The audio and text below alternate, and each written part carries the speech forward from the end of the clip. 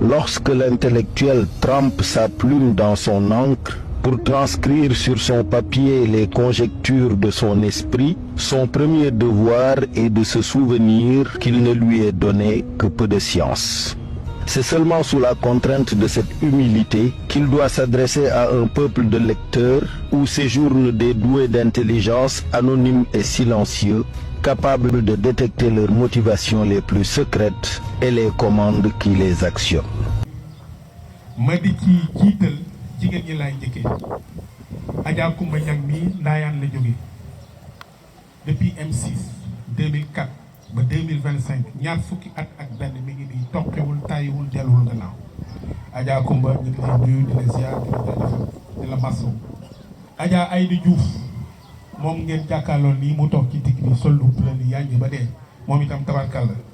adjointe au maire la conseiller municipal femme de développement moom itam depuis M6 ak réew mi ba léegi mi ngi jàpp bàyyiwul. di ci teg mbokk ma leen di Lucien de Souza. Lucien de Souza depuis M6 dafa jël këram en ville ginnaaw mairie mettre ko à la disposition du M6 d'abord ensuite convoqué nañ ko commissariat yendal nañ ko fa temps yooyu Idrissa xam ngeen ni mu demee woon ak président Abdoulaye Wade di ko épier bu génnee ñu di ko topp di ko filer Lucien dund na loolu mu jël M6 ak Fidèle jël këram mettre ko à la disposition de ces deux entités ñuy def suñuy réunion yëpp fa lañ ko daan defee donc Lucien ñu ngi lay sant di la gërëm di rafetlu sa teewaay di rafetlu teewaayu Amath Danfara tudd naa ko léegi moom itam ba mu jàppee ba léegi bàyyiwul coose lépp lu fa ma sa yëngu ci cadre réew mi ak M6 moom mii moom moo ko fi yëngal ci dooleem ak ci engagement ak ci sacrifice am di nuyu ak di ziar ak di jaajëfal Éric Ndour dégg ngeen ko Éric Ndour ba mu nekkee ndaw ba léegi Idrissa la ma sa xam depuis université depuis jeunesse libérale ba ni Idrissa génnee parti démocratique créé parti ba léegi mi nga ànd ak moom bokk ci secrétariat national nekkoon ci kuréelu ndaw ñi léegi yàlla dogal na ma nga ci secrétariat national bokk ci cadre yi kàngaam yi nga xam ne ñooy xalaatal parti bi. di nuyu ak di ziar le doyen Abdou Fall moom ngeen gis mu toog na le premier arbitre international de pétanque conseiller départemental à Dagana yàlla dogal itam mu nekkoon ci task force parti réew mi au niveau national d'abord ensuite au niveau départemental. département de Dagana fa lay militer waaye Dakar dafa résider en même temps d'ailleurs tuddee nañ ko benn journée de bébé de l'année le 31 décembre ma leen ko yëgalaale balaa ñu ca àgg ñun ñëpp ñu jàppale ko ci dooleel ko. donc doyen Abdou Fall maa ngi lay sant di la gërëm ci déplacement bi ci encouragement yi ci jàppale bi ci gunge bi bu la neexoon nga toog parce que amatoo looy prouver président Idrissa Seck amatoo looy prouver parti réew mi mais yaa ngi ànd ak ñun di ñu xelal di ñu dooleel di ñu leen déet nga taal sa oto ànd ak sa mbokk mi jóg ngir ñëw ci teew ci moom itam ma nga noonu toog jóge ba waalo ngir ñëw fekkee si daje bi doyen Abdou Fall jërëjëf doyen Diop jërëjëf di sant ak di gërëm Abdou Fouta Diakhoumpa moom ak Eric ñoo waroon toog fii feggoo pour waxtaan wi waaye yàlla dafa dogal mënul dawal guddi ki ko waroon indi am gànt donc mi ngi leen di nuyu di leen ziar di leen jaajëfal di ànd ak yéen ci mbégte mi di nuyu ak di ziar docteur Dieye def na plus d'une heure de temps dans le département pour ñëw yegg si fii ndeysaan mu ndax engagement ndax motivation ndax yéene ñu di ko guider ba mu yegg si ànd ak wóllëreem bii di Aïdara il est membre du secrétariat national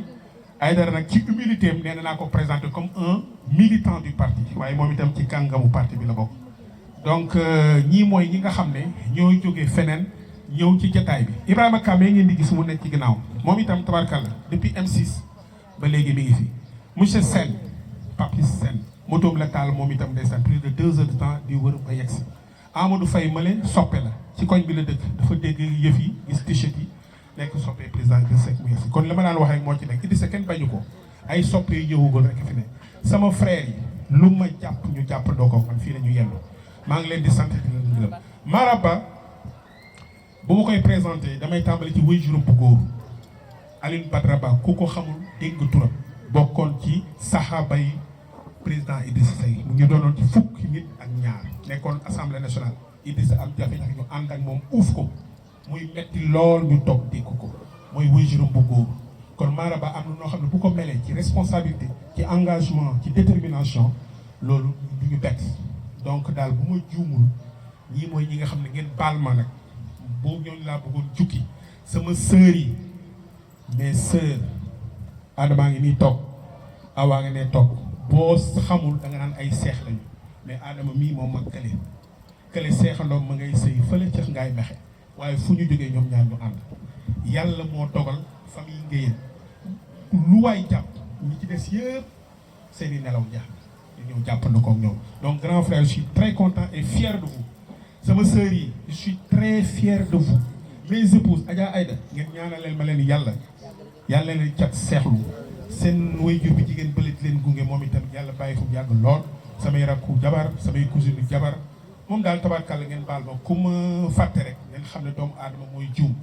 kii nii Saly la jóge amaat cofeelam ci Idrissa jiggi na dayoo ci réseaux sociaux yi day xëy di fayet suba ba ngoon Amath Ndiaye mii donc Amath yooyu itam ñu ngi lay sant gërëm ngeen baal ma defe naa ñi ma waroon tudd yëpp tudd naa leen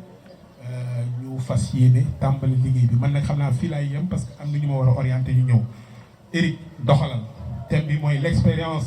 du président Idrissa Seck un atout pour relever le Sénégal lu ngeen ci wax rek incha allah vous les jeunes ngeen bàyyi xel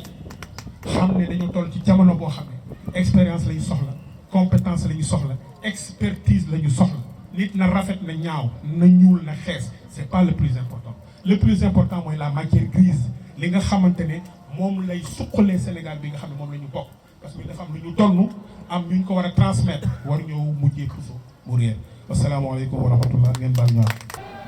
thème bi ñi fi toog yëpp ku ne mën na ko présenté am na d'enfant mii boo ko joxoon tey mu présenté ko ak ñeneen ak ñeneen donc ba tax na nag dañ ci barkeelu tuuti rek bàyyi ñeneen ñi xam naa ñu mën a wax seen xalaat mais nag je pense que thème bi am na solo parce que dañuy wax ci parcours Idrissa président Idrissa wax expérience am wax également ak lu mën a apporter dëkk bi mais day fekk rek ñu revisiter un peu l'histoire da ciy baax parce que Idrissa mu ngi juddu le 9 août 1959 à Thiès vraiment juddu ci famille bu modeste macha allah mais ngëm-ngëm ak yar gi mu ñi def ci moom ak teel a jàng alxuraanam tax na véritablement mu ubbeeku ci fànn yu bari ba tax na def na école scolaire quand même doon jël pay rek ba ñi muy amee entrée en sixième ci lañ ko yóbbu Saint-Gab dañ ko yóbbee Saint-Gabriel nag ci la gën a wane boppam parce que deuxième sax doonu koon jël leen wax rek par rapport ak parcours académique bi ban moo ci càppaandaw ga mooy ba mu jàllee concours général am bourse da dem France pour mën a dugg fu ñu naan HEC Paris wala jàngee Sciences Po amaat yeneen diplôme yoo xamante ne permettre na ko mu dugg université bu Princeton bu nekk États-Unis mais loolu rek day indi rek ne boo waree occuper yenn station de responsabilité baax nga am formation académique bu solide et d'ailleurs sax loolu ko permettre en 1988 mu nekk ba fi may wax ak yoon le plus jeune directeur de campagne pour une campagne présidentielle Abdoulaye Wade en 80 te sax ci weewu mag yi ou bien ci xibaar sax wala ci misaal nee nañ campagne boobu nekkoon na campagne boo xamante ne Sénégal yi sax yaakaar nañ ne Abdoulaye Wade gagné te boobu il avait 28 ans donc boobu première attention politique bu président Idrissa mais après nag dafa delluwaat jàngi Princeton ba mu ñëwee nag ci la doon wax ne moom bu ñu waree xalaatal ki mel ni président Abdoulaye Wade il faut mu am ñaari mbir mooy xam-xam académique boo xamante ne mën na ko permettre mu di ko xelal ak benn indépendance financière boo xamante ne war na ko permettre mu mën a xelal mu mën a wax abem te du xalaat suba dépense am loolu moo ko wax le 20 novembre 1989 ci journal Sopi mais nag booy xool parcours président Idrissa première partie bi da ko ànd ak le président Abdoulaye Wade moo tax ba ñu waree dugg ci gouvernement bi premier gouvernement bi nga xamante ne d'union nationale wala de majorité élargie donc gën na ci dugg vraiment bu occupé poste yu am solo maanaam nekkoon na ministre du commerce et de l'industrie ci la innovation yi ci wàllu péréquation ak ceeb bi ci la indi également innovation ak ñi nga xamante ne ñoo dëkkoon gaay par rapport ak li ñu doon liggéey foofu donc mu nekk position yu remarqué surtout ci biir conseil des ministres ci la doon doog waxu internet en 1991 bu mu koy wax ci nu ñuy netti sax dañ ko ne yow lii mooy lan alors que tey internet day mooy diriger le monde pour vous dire vision bu ma amoon déjà période boobu. mais nag après delluwaatoon na aussi jàngi ba ñëwaat une deuxième fois en 95 àndaal ak le président Abdoulaye Wade dugg ci nguur ba 98 nag mooy tournant bu gën a métti ci PDS parce que boobu dem nañ élection législative am défaite bu métti cadre yëpp maa ko dem PS à l'époque Ousmane Ngom Marcel Bassène et cetera donc fa la toog nag en 98 ba 2000 di tabax parti di tabax coalition ba lu yàlla def alternance ñëw en 2000 parce que moom mooy architecte réellement ku indi Abdoulaye Wade au pouvoir parce que même président Abdoulaye Wade sax période boobu fu nekkoon koo xamante ne découragé woon na bàyyi woon na ci la créé nag la grande innovation parce que tey ñi def campagne électorale yëpp dañuy marche couleur bi rek moo changé donc bu ñu indiwaatee internet bi nu mu ko dugalee Sénégal indiwaat marché bu rëy mais xool ni ba léegi innovation yu bëri tur Idrissa Seck sax na ci sàpp mais nag marché bu rëy bi ba mu amee ba yàlla def moom bi lu ñëpp di fàtte mooy njëkk nekk directeur de cabinet au niveau de la présidence. ba ñu demee élection 2001 moo nekkoon tête de liste bi la coalition Soppi d'alors jox le président Abdoulaye Wade une très très grande majorité après nag ci la nekk di liggéey auprès du président Abdoulaye Wade. bon nag li yàlla defee en 2004 ou bien en 2002 après malheureusement juste après naufrage Bafoulo Joola bi septembre ci lañ ko jox li fonction de premier ministre mais li ngeen war a xam ci loolu mooy peut-être ñu bëri dañoo yaakaar ne point de départ la rupture moom ak le président Abdoulaye Wade mais en réalité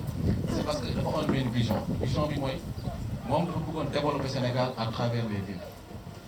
moo tax après plus tard ci la indi 44 ba conseil des ministres il y a un mois sax ñoom delloo si wax ne ñi fi nekk ñi delloo si wax ne concept fête de l'indépendance et pourtant ci moom la jógee donc moom dafa amoon benn vision boo xamante ne dafa ne pour développer Sénégal il faut d'abord que les communes soient développées la doon wax ne chaque commune normalement dañ ko war a développer indil ko infrastructure yëpp mais loolu bu leen ko waxee jëfee na ko parce que il a construit une ville moderne en 9 mois te mu construire la ville moderne en 9 mois noonu la doon defaree Sénégal parce que ba muy def déclaration de politique générale bëggee de benn tableau wax ne dëkk yëpp village yëpp dañu war am 5 yi nga xamante ne mooy besoins socio-économiques de base yi dañu ko war a satisfaire muy xool ndax am na école am na marché am na centre de santé am na comment ça s'appelle am na route yoo xamante ne tali yoo xamante ne nii nit ñi mën na ci ba jaar am na électricité ak eau potable et ba mu koy def nag véritablement en moins de 2 ans presque atteindre plus de 50% de l'objectif en termes d'accès aux soins de santé ci village les plus reculés ak yenn piste yi même mu nekkul ay route ak wàllu électricité parce que électrification rurale bi ngeen dégg yëpp aussi la base c'est le président Idrissa Seck moo tax peut-être ñëpp mën nga ko copier mais mën nga ko bañ a égaler maintenant nag malheureusement nag après c'est la traversée du désert avec la rupture malheureuse et douloureuse entre le président Wade mais quand même terewul bu mu demee élection en 2007 une première élection mu jël deuxième Sénégal def ko confiance def ko deuxième mais loolu moom bu mu ci jógee également en 2007 jot na def beneen parcours parce que dem nañ et cetera jëm na waxtaan ak nit ñi jëm di ko jubóolee Abdoulaye Wade mais malheureusement jot en tout ba 2012 gis nga 2012 bi ba ñuy wax troisième candidature ñu bëri dañuy fàtte ne ñëpp presque combat président Idrissa Seck lañ topp ñëpp peut-être nag ba muy sotti fekk ko fa mais avant le 23 juin moo indi carte personne dem ba pare wax ko et cetera def ay combat yu métti après nag ci la après nit ñi raw ko ci wàllu combat parce que am na ay moments yoo xamante ne nii voilà bu fa nekkoon peut-être kenn du ko alors en 2012 ñu demaat élection présidentielle malheureusement ñu jël 5e mais heureusement également ñu jàppale le futur vainqueur ñu créé la coalition Benno Bokk Yaakaar à l'époque ci lañ dem assemblée également amoon je pense 10 à 12 députés et puis ñu continuer dans le parti ak ñoom. donc ba 2017 élection législative ak Manko malheureusement également moom amul ci taw mais quand même diggante 2017 ba 2019 ñu amaat beneen regain parce que ñëpp jàppoon nañu ne Idrissa pare président Idrissa pare léegi yàlla def na bon Sénégal yi xam ne ne kii nii war nañ ko mën a def confiance ñu demaat élection 2019 malheureusement ñu jëlaat pour la deuxième fois alors même sax élection yooyu sax nee nañ am na nu ñu doon taxawee peut-être sax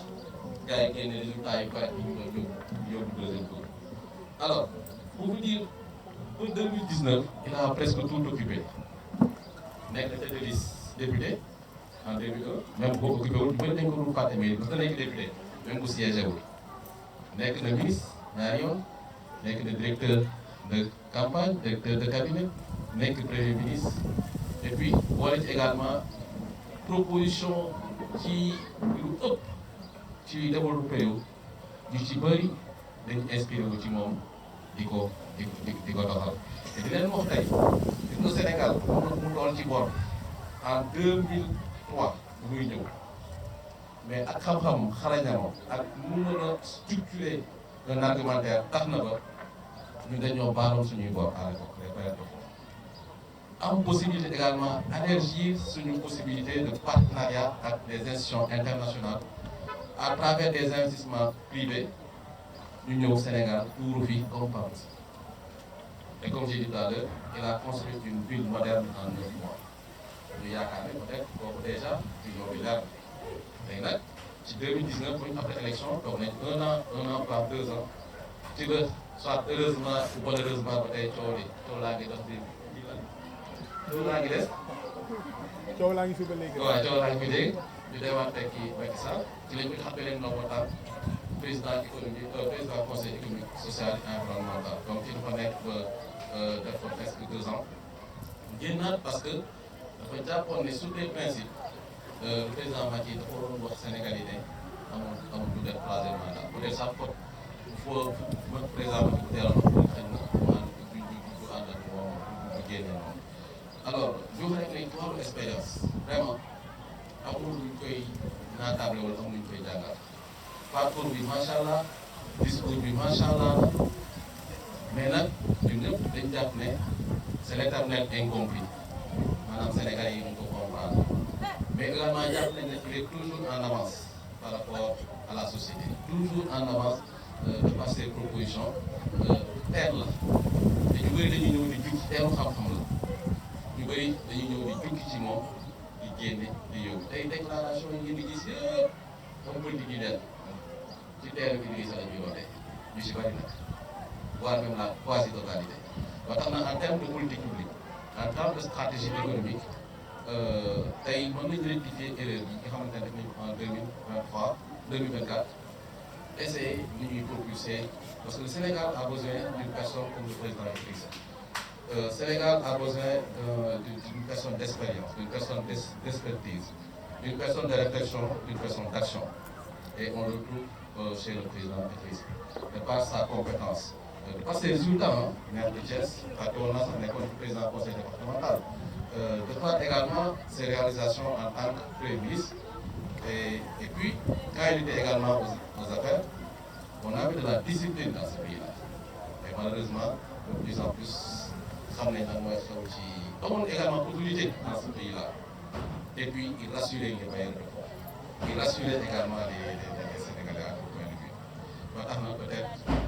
ñu ngi ñaan yàlla rek yàlla def di gën Sénégal mais également yàlla def mu nekk président de la République. ñu ngi leen nuyu yéen ñëpp kenn ku ci nekk sa tur ak sa sant di rafetlu jataay bi jataay bu taaru xam nga orange noir moom fu mu mës a nekk rek day rafet macha allah te dañ koo namm ñun ñëpp it nag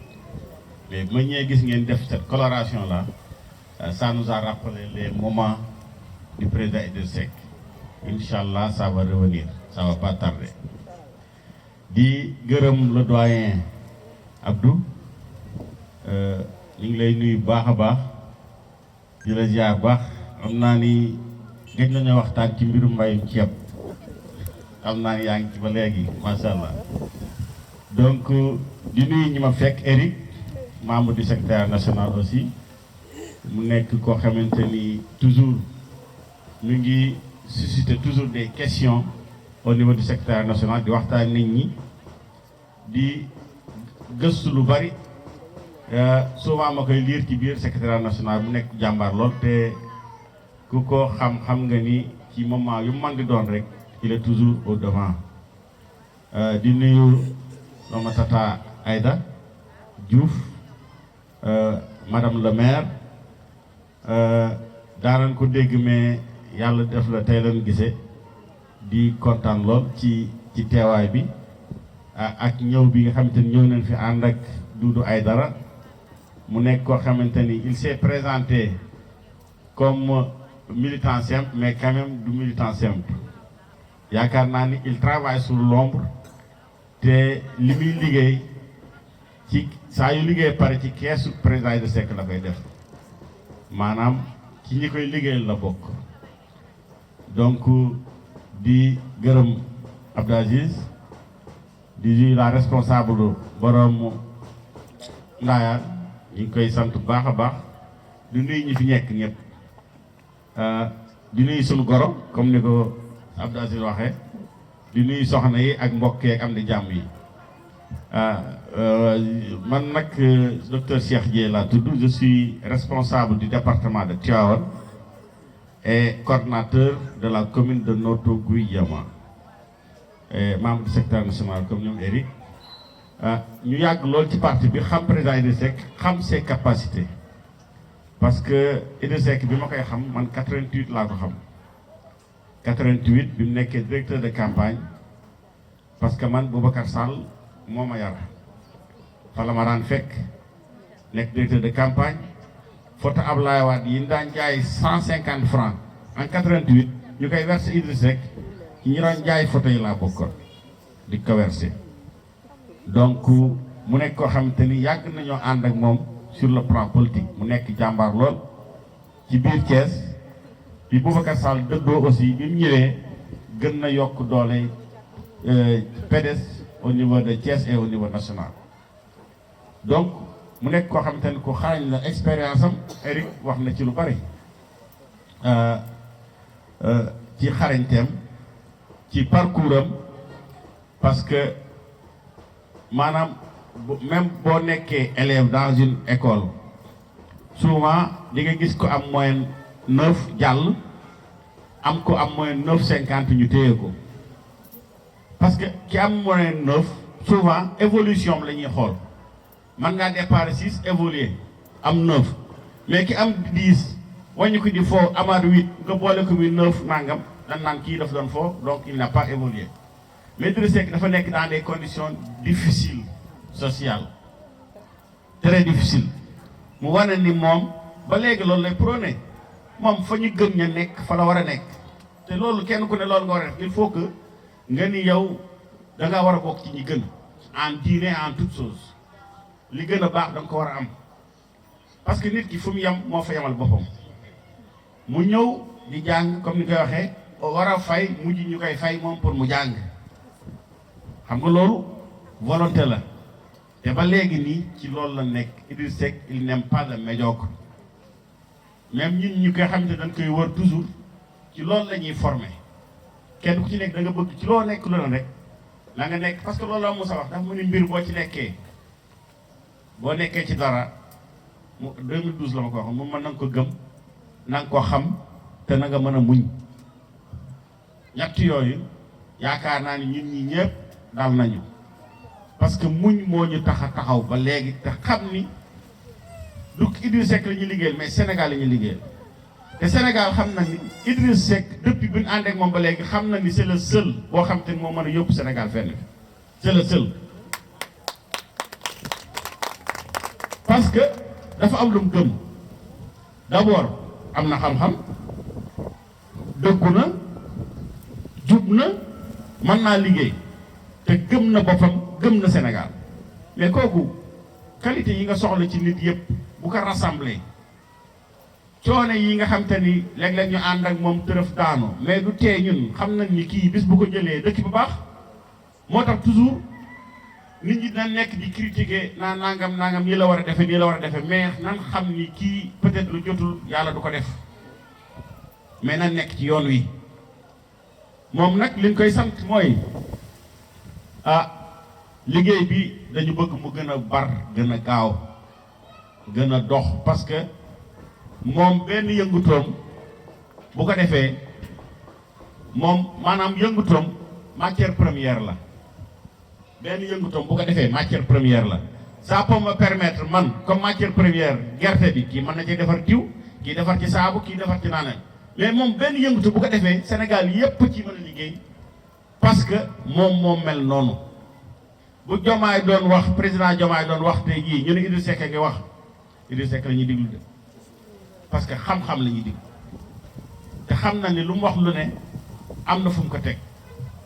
mooy li muy wax rek lu may wax lu ne c'est bien documenté donc li ñu bëgg rek mooy liggéey bi dafa jot lii ngeen initié nii mu law à travers le Sénégal kenn responsable bu gis lu mel nii na ko essayer organiser localité am président aussi génn bu fekkee lu mu war a liggéey la mu liggéey ko ànd kook les militants et les responsables parce que li naan tib bi daan mbër kenn du ko lekk ci bis bi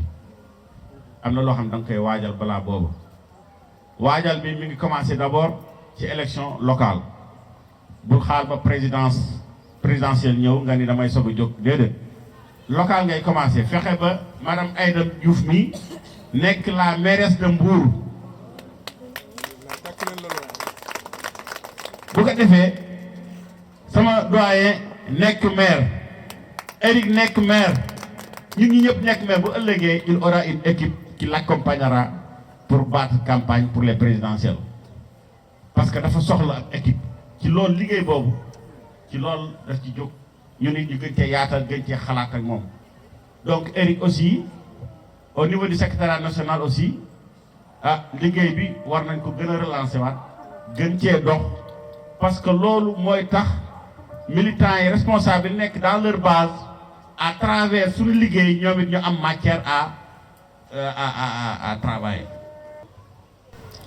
salaamaaleykum mbooloo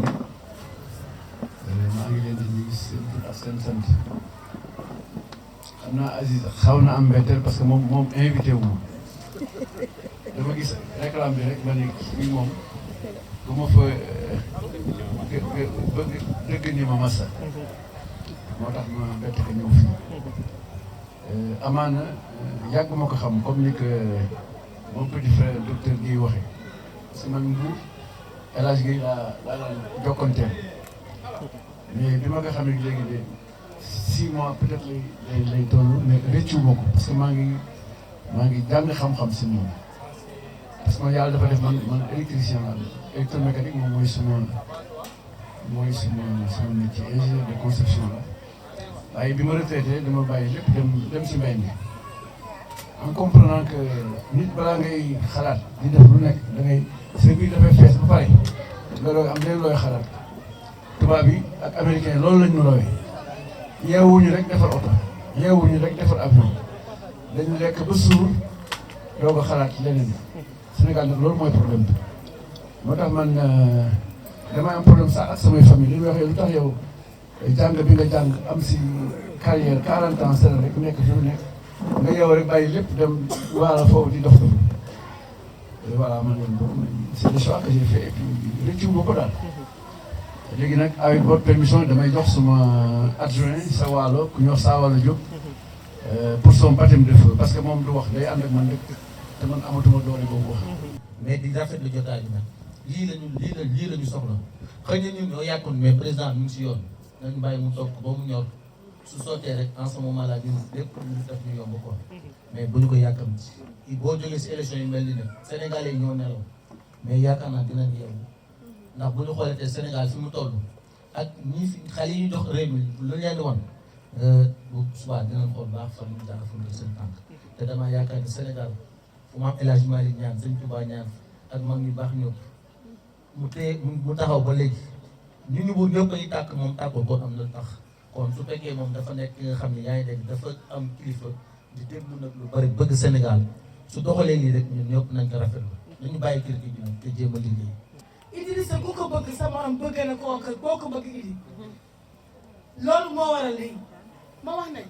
xale yi damaa bëgg ngeen yeewu leen ku mel ci ni yàq na dëkk bi bari yàq na dëkk bi man su ma yeboo ma ne man sama ndox laay borom kër ci loolu la demee barkeelu suuru laay dama dem école ma ñëw mënu ma aw lii doy na waar ma ne kër yi bu baax loolu muy gis naa nii bi laa di nekkale ci ñaa def nii di nekkale ci anamu dina altine talaata heure bi gaa fekk gaa yi ak kër suuru laay moom bu waxee mun ma boo bàyyi Idrissa sax ma damay tey ndax bëgg ko kon dama ne ñun nañu wan suñuy doom fi ñu jaar nañu wan suñuy doom fi ñu teg suñuy bët. politique li tax a jóg ku mel ni président Idrissa Seck mooy patriotisme bëgg sa réew donc individuellement képp ku ànd ak président Idrissa Seck balaa ngaa bëgg Idrissa Seck balaa ngay engagé wu bëgg Sénégal nga jiital léegi ñëpp bëgg nañ réew mi neex ñëpp bëgg nañ Sénégal waaye kenn ku ci nekk fi sa xel dal foofu ngay ànd moo tax piège bi dafa nekk foofu am na lu xew politiciens yi di ko def président Idrissa Seck moo leen ko dàq waaye ngorom ak jikkoom daf ko permettre parce que aussi il faut jeunes yi xam ni politique dafa laaj ay valeur ba tey donc réew mi mën nga leen a xasee lépp ba mu des ay valeur képp kuy politique ci Sénégal ëppoo valeur waa réew mi président Idrissa Seck ñi ko jege dafa am loo xam ne damay faral di wax ni ñoom nañ koy waxal parce que am na yu ñu xam ci moom te nit ñi dañ koo xamul te moom du wax donc yi may wax ni yenn leaders yi li ñuy utiliser muy populisme di tromper nit ñi président Idrissa Seck ak ñu àndal jaralu leen ko muy ñaar yi benn mooy dige loo dul def wala loo mënul président Idrissa Seck bu digee te ñi fi digee woon gis nañ leen vaar yaa ngi leen di bëgg a rey mais président Idrissa Seck mën nga koo ni dafa dem ànd ak Macky Sall dafa nangam mais doo ko vaar léegi muy deuxième chose bi mooy beneen fànn populisme bi mu ngi nekk lu ñuy woowe nationalisme mooy li Éric Zemmour di def Paris muy ñoo xam dañuy ñëw naan Pël Fuuta yi suñu coono bi ñoo ñu ko teg di wut ay noonu loolu xam nga nu mu tudd mooy engagement mooy niveau bi gën a baax ci engagement mooy indignation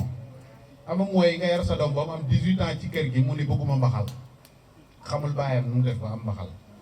mu naan bëgguma mbaxal boo ko joxee mburoog sexaw mu ni mu ciipatu loolu mooy indignation donc loolu ñu bëri dañ ci tolloon léegi Macky Sall mu ngi góorgóorlu ñi fi nekkoon président Idrissa Seck ci temps wu Abdoulaye Wade def fi liñ def ñi defar ay tali ñi def nanga jeunes yi ñëw ni lii mburu mu amul mayonnaise la ñun dañoo bëgg mburoog chocolat am koo xam ni dafa ñëw ni croissant au jambon laa leen di indi waaye bi ñu toogee ba léegi kenn gisu fi pastel yéen a ngi fàttali ko pastel ba tey kenn gisagu donc yooyu ay niveau yu baax la ci engagement mais xam nga lan mooy vrai engagement mooy xale bi su demee ba góorgóorlu ni la ah papa kat tey damay xëy chantier ñëw indi 2500 ni maa ko participer ci kër gi loolu mooy apporter des solutions président Idrissa Seck niveau foofu la toll donc xam naa ni balaa muy guddal lu ma ci bëggoon a yokk pour jeunes yi xàmmee ñi ñu war a àndal ak xàmmee fan lañ war a teg seen tànk je vous remercie. jëluma kàddu pour fàttali démb wax nit ñi koy Idrissa parce que ñi fi toog ñëpp daanaka ñun ñëpp ay ciment lañu benn yoon lañu tooy ba tey ci loolu la ñu nekk ciment lañu benn yoon la ñuy tooy li fi jaar bari na liñ fi naqari bari na liñ fi neex bari na waaye ba tey ñu ngi ci ginnaaw Idrissa daje yu mel nii di ko fekkee nekk jeune c'est important parce que ce grand président américain il disait mooy Kennedy c'est à moi en tant que jeune de faire quelque chose pour mon pays ou pour ma commune ou c'est à mon pays ou à ma commune de faire quelque chose pour moi mais bi mu xalaatee nee na mais c'est moi qui dois m'engager pour faire quelque chose de ma commune kon yéen loolu moo leen di xaar un grand africain foofu lay tëjee di Frantz Fanon disait ce grand africain chaque génération doit dans une relative opacité découvrir sa mission c'est à elle de l'accomplir ou de la trahir Idrissa Seck boo gisee ba léegi mënul bàyyi politique il a compris sa mission mooy lan mais bu ko neexoon moom lu mu dundee ak njobootam ak ay mbokkam vraiment yàlla bokk na ci génération ñi yàlla njëkk a teral ci génération ci Sénégal ak niveau ba mu am fi mu jaar Éric revisité na ko bi mu jógee président bu ko neexoon mu toog États-Unis liggéey fa gagné xaalis ay milliards mbaa mu resté Europe mais dafa dellu si gis ngeen parcours am kon doy na un exemple boo xamante ne tey de résilience d'engagement ak de citoyenneté am na nag ñoo xamante ne ñu tudde seen bopp bëgguma sax di ci épiloguer parce que patriotisme defe naa képp kuy nit kuy yeewoo ci dëkk bi rek tu es un patriote